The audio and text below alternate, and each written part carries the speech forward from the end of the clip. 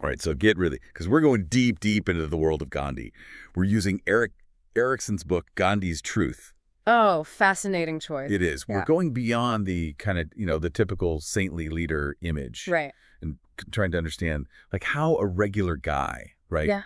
becomes this global icon. Yeah. You know what I mean? Well, and what's really interesting about Erickson's approach is that he looks at Gandhi's life Yeah. as like a case study in identity, you know? Yeah. He really gets into the contradictions and the messy parts, which makes it so insightful. It does. It really does. Okay, so let's start like right at the beginning. Sure. Gandhi was born into this kind of like really interesting family setup. So picture this. Okay. His childhood home was this tiny, cramped kitchenette Really? in this super bustling part of India, right? But like just a few steps away, his father, Okay. who was a prime minister, Wow. held court in these huge courtyards. Yeah. Total contrast, right? Huge. Yeah. It's a stark contrast. And I think Erickson points out that this exposure to such different social realities probably really shaped Gandhi's worldview, right? Oh. He's navigating these two worlds from like day one. Yeah. And maybe that's where that empathy for the marginalized comes from. It's like built in from childhood. Yeah. So then you've got his mother, Butaliba. Right. She was super religious, but not in like the typical way, right? Yeah. She blended Hindu scriptures with the Quran and totally rejected idolatry. Wow. That's not the norm, is it? No, it's pretty unique. And I think it had a big impact on Gandhi's own spirituality, you know? Yeah. He gets that openness to diverse religious ideas from her, that willingness to question and kind of find his own truth. So he's raised with this like skepticism towards blind faith, which is interesting because he becomes, this huge spiritual figure himself. Exactly. It's a paradox. He rejects dogma, but he's deeply spiritual in his own way. Yeah. And I think for Erickson, that's all tied to his search for identity. Okay, I see that. He's experimenting, testing boundaries, always trying to figure out who he is. It's like he's making his own path, not following one. Right. And that's where the psychological stuff gets really interesting. Yeah. Erickson talks about these identity crises we all have, Right. those moments of intense questioning. Absolutely. And for Gandhi, they were often triggered by outside events, like his dad's declining health and career. Oh, so he's carrying that weight, those feelings of responsibility, maybe even guilt from a really young age. Yeah, probably. And it maybe even gets worse when his father dies. Makes sense. Erickson thinks Gandhi might have felt a need to atone for, any perceived shortcomings. Wow. Which might have fueled his drive to alleviate suffering on a grand scale later on. Like he had to fix things. Maybe.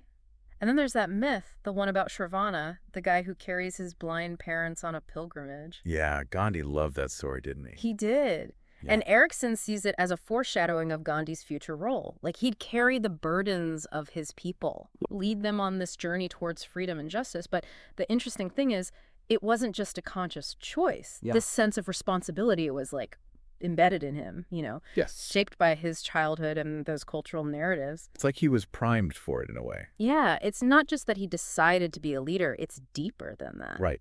It's ingrained. Mm. Okay, so now let's fast forward to Gandhi in England. Okay. Totally different scene, right? Huge shift.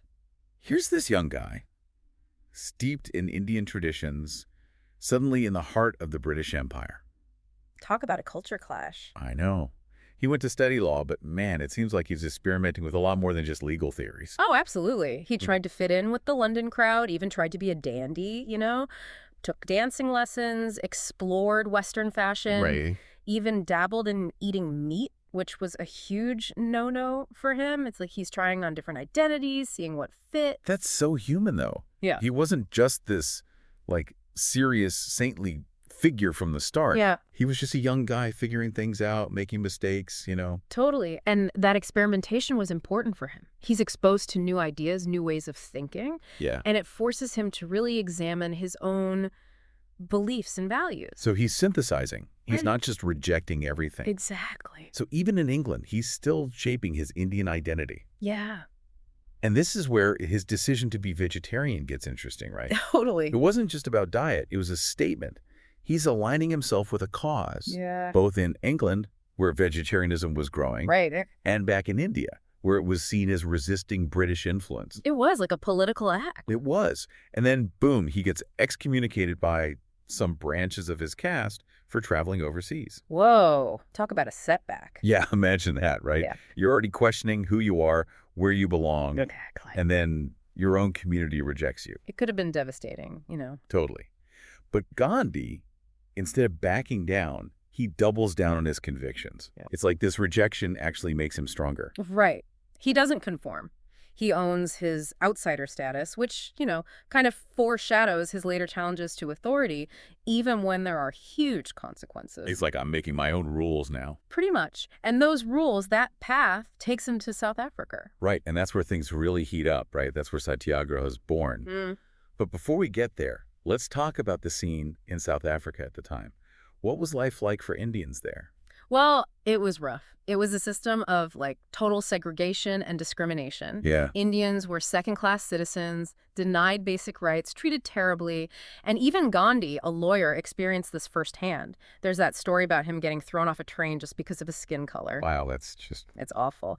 But it was a turning point for him. You know, he'd already been grappling with injustice and inequality. Yeah. But this experience in South Africa, it brings it all into focus. Like, it ignites a fire in him, this determination to fight for justice. Not just for himself, but for everyone facing oppression. And that's where Satyagraha comes in. Right. But it's not just about, like, protests and marches, right? Yeah, it's way more than that. It's a whole philosophy, a way of life. Explain it. Okay, so Satyagraha means truth force. It's the idea that truth has power. Okay. And that by sticking to truth and nonviolence, you can overcome anything. Powerful. But for Gandhi, it wasn't just an idea. It was something he lived, a constant experiment in pushing the boundaries of peaceful resistance. So here we have this lawyer who's already questioned tradition, been ostracized. Right. And now he's staring down racism. Yeah. It all feels like it's building to something big. You're right. Each challenge, each of those identity crises that Erickson talked about, they pushed Gandhi to dig deeper, to confront his beliefs and refine his approach. Makes sense. And South Africa, it's like the perfect place for him to really forge his philosophy and his leadership. Okay, so how does he actually put Satyagraha into action? What does it look like in the real world? Well, one of the first big tests is the Black Act. The one that forced Indians to register and be fingerprinted, right? Yeah.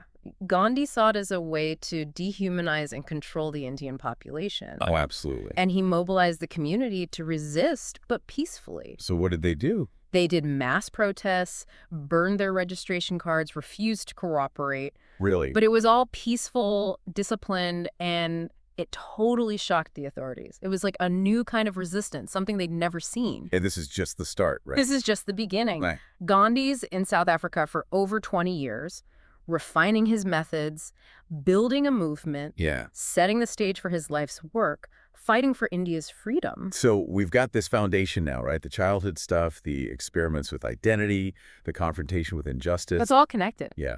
And now we're about to see how this all comes together when he goes back to India. It's going to be big. But before we get there, let's just take a second to appreciate how much we've uncovered already. It's like we're starting to see the real person, the human being, behind all the legend. And that's what makes this so fascinating, right? We're not just reciting facts about Gandhi. Right. We're trying to understand the forces that shaped him, the struggles he faced, the choices he made, and the impact it all had. It's a complex and inspiring story. It is. And we're just getting started. It's kind of wild to think about those years in South Africa, like, it was almost like a mini version of the bigger fight for freedom, you know? Oh, yeah. The things he's dealing with there, the racism, the economic exploitation, people being shut out of politics, that's all happening in India, too, just on a larger scale. Right, right. So when he goes back to India in 1915, it's not like he's entering a totally different world. He's bringing all that baggage with him. Exactly. And it's not just ideas, right? He's got a refined method for resistance, something that's been tested and works. So he's got his toolkit. Yeah. But now he's got to apply it to a whole new situation, a whole new set of problems. And those problems are huge. Man, British colonial rule, that's deeply entrenched power and oppression. Where do you even start with something that big? Well, he had to really understand the specifics, right? So he travels all over India, listening to people, seeing the conditions, getting a sense of the country. He's doing his research. He is. And remember, India is vast and diverse, tons of languages, religions, cultures. Gandhi had to find a way to bring people together despite those differences to create a common goal. So it's like he's doing an anthropology project on his own country. Kinda, yeah. But at the same time, he's got to build a movement, right? Right. And he does that by connecting with people personally, speaking to their sense of justice, their desire for freedom, their dignity. He knows how to speak to people. He does. He uses language people understand, metaphors, stories from Indian culture. He's not just a politician, he's a spiritual leader, a teacher, a symbol of hope. So he's got this movement growing. How do the British take this? I mean, they can't be happy about this challenge to their authority, right? At first, they kind of brush him off. They see him as like a harmless weirdo, Mhm. a religious guy who's not a real threat, They underestimate him. big time. But as Gandhi gets more influential and the movement grows, they get nervous. Yeah. They try to silence him, discredit him, even jail him, but nothing works. Why not? What's different about him? It's his commitment to truth and nonviolence. Mm. His willingness to suffer for what he believes in makes him untouchable, almost. It's like the more they try to shut him down, the stronger he gets. Exactly. And seeing his resilience, his faith in satyagraha, inspires millions of Indians to join the fight. Yeah. They see a leader who's not scared of the most powerful empire in the world, and they're willing to follow him, even if it means jail, violence, maybe even death. That's intense. It was. And the risks were real. The British cracked down hard on satyagraha with brutality, violence, imprisonment. They even tried to pit Indians against each other using religion and ethnicity. That's awful. It was. But Gandhi never backs down. He sticks to nonviolence even when faced with the worst kind of brutality. Why? Why not fight back?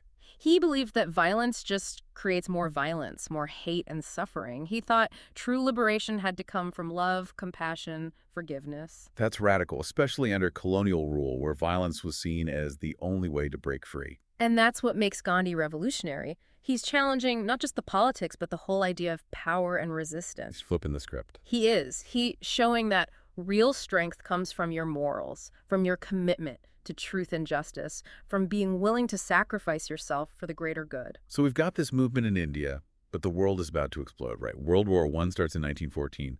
That puts Gandhi in a really tough spot. He's all about nonviolence, but he also feels loyalty to Britain.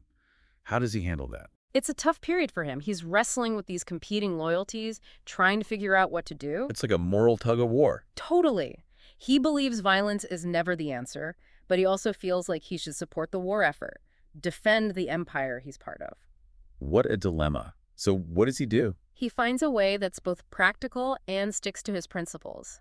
He encourages Indians to volunteer for non-combat roles in the war, like ambulance drivers and medics. That's clever. Yeah, he sees it as a way to show they're loyal without going against their beliefs about nonviolence. So he finds that middle ground, that compromise. He does, and it helps him understand satyagraha even better. He realizes that true nonviolence isn't about being passive or weak. It's about actively engaging, finding creative ways to resist injustice, and trying to transform conflict through love and understanding. It's like he's taking nonviolent resistance to the next level, figuring out how to use it in even the most complicated situations. Exactly. He's not just talking about different politics. He's talking about a different way of being in the world, how we relate to each other and the problems we face. It's all about compassion, empathy, and respecting all life. Okay, so the war ends, but the fight for India's freedom keeps going, right? It does. And Gandhi's role in that fight is just going to get bigger. But before we get into that, let's talk about something that's often overlooked with Gandhi. His views on sex. Ah, yes. This is where things get interesting, and for some people controversial. Gandhi saw sexuality as this powerful force that could either liberate you or trap you. Interesting. He thought that if you didn't control your sexual desires, they could distract you from finding truth and self-realization. So he's not anti-sex, but for being mindful and intentional about it. Right. And this is where his idea of brahmacharya comes in. What's that? It often gets translated as celibacy, but it's more than that. It's about being mentally, emotionally, and spiritually pure, having self-mastery so your desires don't rule you. It's like having control over yourself. Yeah, exactly. But he didn't just decide this one day. He experimented a lot, explored himself before really embracing brahmacharya. So what was that like? What did he do? Well, when he was younger, he struggled with lust, guilt, that whole tension between what he wanted and his spiritual goals.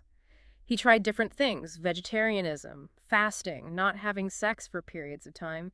He even slept next to young women to test his self-control. Seriously, wow. It's like he was pushing himself to the edge, seeing how much willpower he had and what sex really meant to him. It was intense, and it's important to remember this was all happening within Indian culture and religion, where celibacy is often seen as a path to enlightenment, a way to go beyond the physical body and focus on higher things. So those ideas were already around him. Yeah, but his views on sex were also shaped by his own experiences, his own struggles with desire, and trying to fit his sexuality into his spiritual life. Right, it was personal.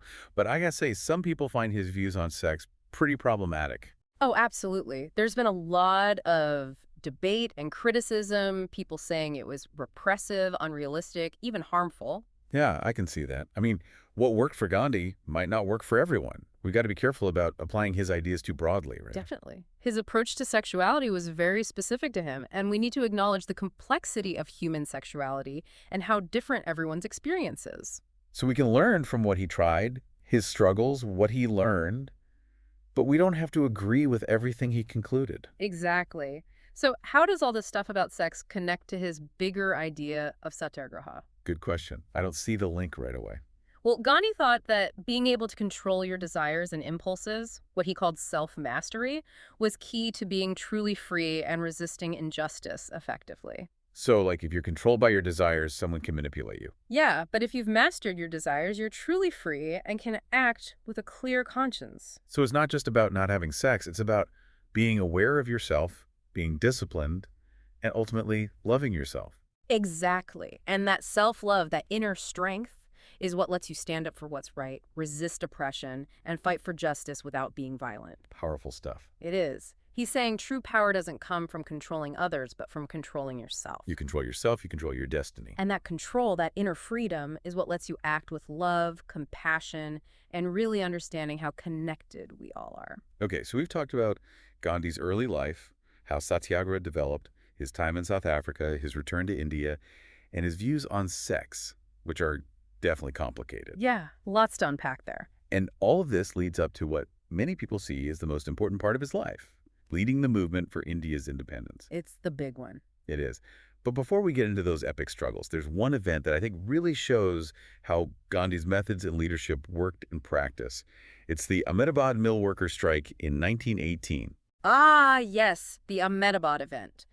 It's a fascinating example of how Gandhi used satyagraha in a specific local conflict. But what they learned there would have a huge impact on how he approached the fight for India's freedom. So set the scene for us. What's going on in Ahmedabad, and how does Gandhi get involved? So Ahmedabad was a big industrial city, lots of textile mills. The workers in these mills, they were dealing with really tough stuff. Low pay, crazy long hours, unsafe conditions. And to top it off, the plague had just ripped through the city. So people already on edge. Yeah, real hardship. And then, boom, the mill owners say they're cutting wages. Oh, man, that's like pouring gasoline on a fire. It was a disaster waiting to happen, and that's exactly what went down. Workers went on strike, they wanted a raise, better conditions, the owners wouldn't budge, and things escalated quickly. So that's where Gandhi comes in, right?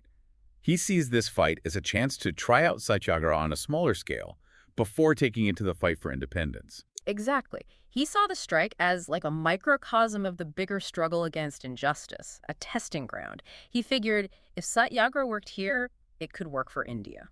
Makes sense. So how did he handle it? What were his strategies, and how did satyagraha fit in? First, he really connected with the workers, spent time listening to their complaints, understanding what they wanted, building that trust. He wanted the movement to be driven by the workers, not controlled by him. Interesting. He wasn't swooping in like a superhero to save the day? Nope. He was empowering the workers to fight their own fight. Which is key to satyagraha, right? It's not about Gandhi calling the shots. It's about helping people resist peacefully based on truth, unity, and being willing to sacrifice. Okay, so how did that actually play out? What did they do? They held peaceful marches, demonstrations, public meetings to get the word out and build support. They did civil disobedience stuff like refusing to work or pay taxes. And a big one, Gandhi went on a fast. The fast. He does that a lot, doesn't he? Yeah. What was the goal of fasting in this situation? Well, practically speaking, it put pressure on the owners. People felt sympathy for Gandhi, and it made the owners look bad. They were feeling the heat from the workers, from the public, and even their own conscience. It's like he's using his body to make a moral argument, right? Like, if you won't listen to reason, maybe you'll listen to the suffering of a good man. It's powerful stuff, and you know what? It worked. The owners finally came to the table and they hammered out a deal. The workers got a good raise and their working conditions improved. It was a huge win, and it proved that Satyagraha had teeth. But it was more than just winning a fight, right? It showed that peaceful resistance could achieve real social justice. Absolutely. The Ahmedabad event was like a ripple effect, inspiring workers all over India to organize and demand their rights. It showed that even the most powerful people could be moved by truth and nonviolence, and it cemented Gandhi's reputation as a leader who could bring people together and lead them to victory. It's like this one event was the turning point, setting the stage for the bigger fight for India's freedom. It was. And one more thing, the Ahmedabad event led to the creation of the Textile Labor Association, the TLA. Oh, yeah. Yeah, one of the first trade unions in India. It was huge for improving workers' lives, not just in Ahmedabad, but everywhere. So it wasn't just a symbolic victory. It brought real change to working people. It did. The TLA was ahead of its time, fighting for workers' rights, pushing for better communication between workers and bosses, and supporting social programs. It was a real-world example of Gandhi's vision for a fairer society. So we've covered a lot of ground in this deep dive into Gandhi's life and what he stood for. We talked about his early life, how he developed Satyagraha, his time in South Africa, coming back to India, even his complicated views on sex. Yeah, we went deep. And it all came together in Ahmedabad, where he used Satyagraha to get a win for the workers. What's amazing is that we're just scratching the surface. There's so much more to Gandhi. His role in India's fight for independence, his ideas about nonviolence, his spirituality, what he left behind for us to think about. Gandhi was complicated, no doubt about it, full of contradictions. But he also had unwavering beliefs, deep compassion, and he truly believed that truth and love could change the world. And his message still matters today. In a world with so much violence, injustice, and inequality, he reminds us that change is possible, that even the most powerful systems can be challenged, and that peaceful resistance can make a real difference. So as we wrap this up, let's leave our listeners with something to think about, something that builds on what we've talked about. Imagine Gandhi was here today. What would he say about our world? What injustices would he fight? What experiments would he try? And how would he inspire us to live more truthfully, more compassionately, more bravely? That's a good question. And it's a challenge for all of us to stand up, take action, and make a difference in our own way. But remember, as Gandhi said, be the change you want to see in the world. On that note, we'll leave you to reflect on this remarkable man. Thanks for joining us on this deep dive into the life and mind of Mahatma Gandhi. And until next time, keep exploring, keep questioning, and keep discovering your own truth.